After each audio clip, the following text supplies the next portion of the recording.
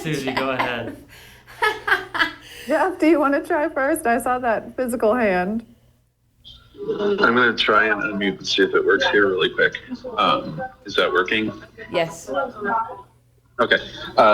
You started here with coaching, and in between there's been kind of a steady stream of internationals and even future internationals like Casey, and it hasn't mattered if it was you who's black of. What is it about this club and goalkeeping that is particularly special that seems to be allowing for so many players to end up with international play? I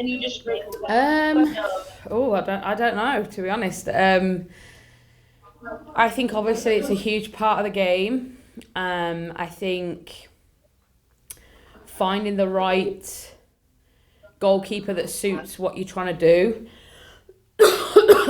is important. And yeah, we've got a pretty rich history of that. I hadn't really thought about it until you just said it. Oh God, I'm going to choke. Hold on. Huh? All the dust out there. Yeah. The dirt and the leaves.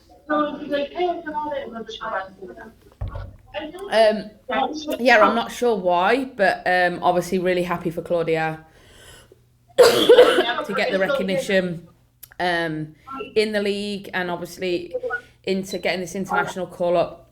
I'm so happy for her. She deserves it. And I'm really choking. Take a moment.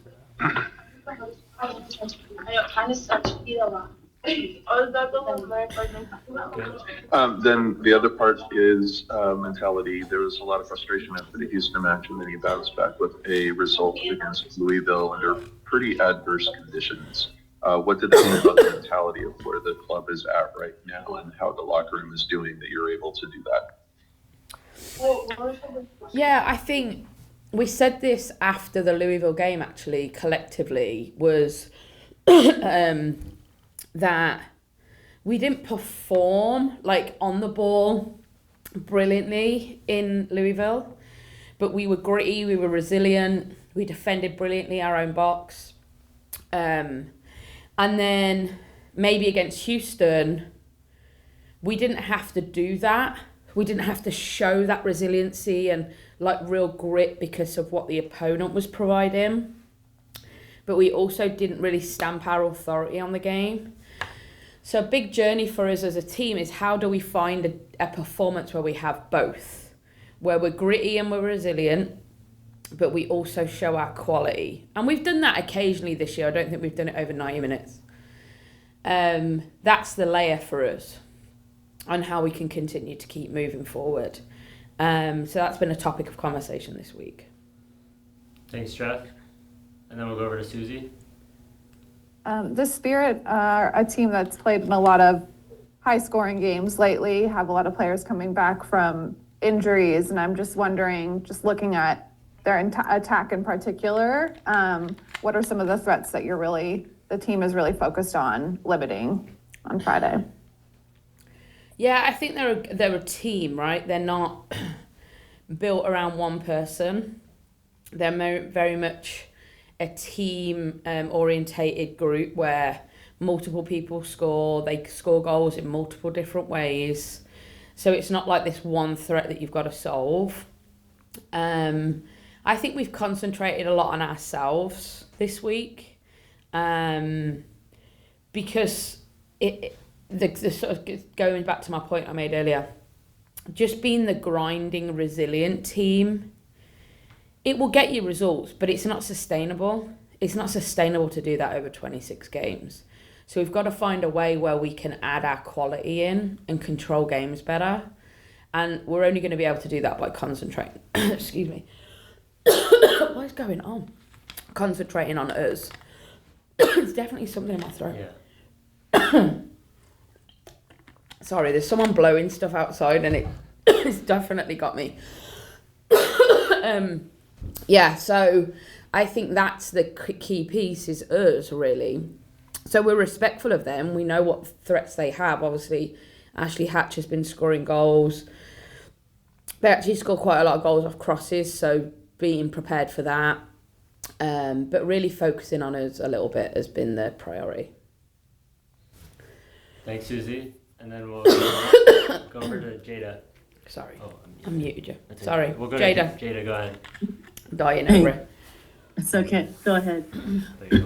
I I understand that kind of thing. I wanted to ask a little bit about Claudia. She mentioned a funny story as far as her first match and giving up 2 goals and it being a loss and saying that that's, a little bit funny now, but it wasn't then, and her growth and then wanting or being able to get in a position to where she's getting a call-up and an extension. And I wanted to see if you could rewind too. I mean, do you remember that first match? Do you recall it that way? And what do you think has been key for her as far as being able to get to this point where she's getting that first call-up and being a mainstay starting? Yeah, I mean, I do remember it. Obviously, it was a big decision to bring Claudia in at that time. And I think it said a lot about her as a person and as a player that she didn't crumble after that. And she showed resiliency. She showed that she deserved what we provided for her, which was that starting spot. And it wasn't like a glorified debut. It was the complete opposite. And that can sometimes be something someone never recovers from. But she did. And I think the journey she's been on has been, and I say this to her a lot, she's the most naturally gifted athlete. Oh my God. She's the most naturally gifted athlete. So nothing in regards to soccer comes hard to her. How she claims crosses, what she does with her feet, how high she can jump, all those things, they're just natural. So the big challenge to her has been, how do you push yourself and train hard on the things that don't come natural to you? And can you push yourself in everything that you do? Because look where you've got on natural ability. Imagine if you pushed yourself, how good you could be. And I think that switch flipped this year for her, where she was like, okay, I think I could do this.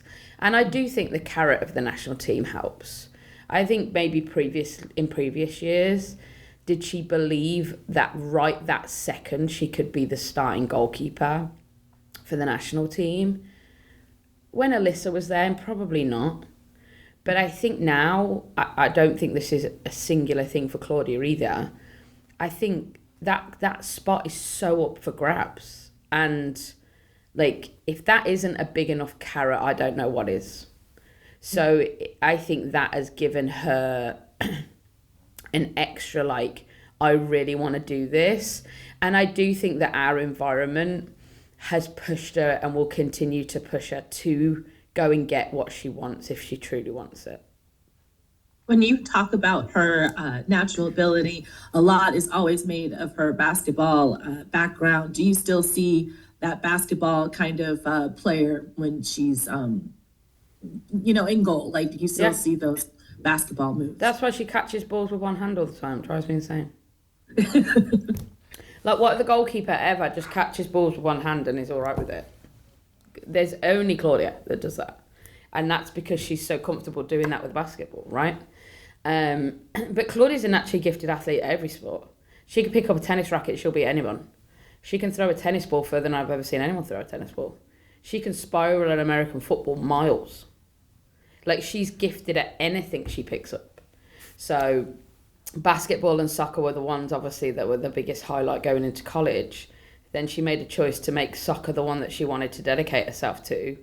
And now she's really dedicating herself to it. And I think she's reaping the rewards of that, as are we.